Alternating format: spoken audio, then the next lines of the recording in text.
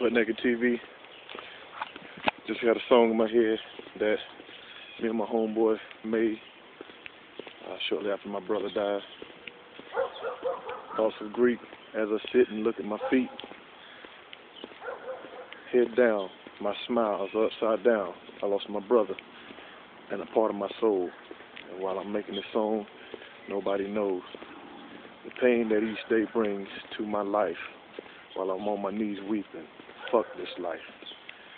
I don't know how to make it, so I look to the sky, being careful not to ask God why.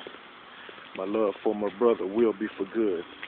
He's one of the reasons I am butt naked in the woods. R.I.P. fam, you'll be mixed to the max.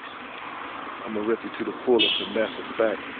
To the fullest, I will rip all my brothers and sisters, but most definitely my brother Greek, as he's not here no more, and he's part of the ingredient in me that makes me the man I am today. We used to always joke with each other that I was his good side and he was my bad side, but throughout it all, Kane, Gerard, Carla, Tanya, Shayla, Leslie, I am my brother's keeper, and I mean that. God bless you. I'll let you later, Facebook. Peace.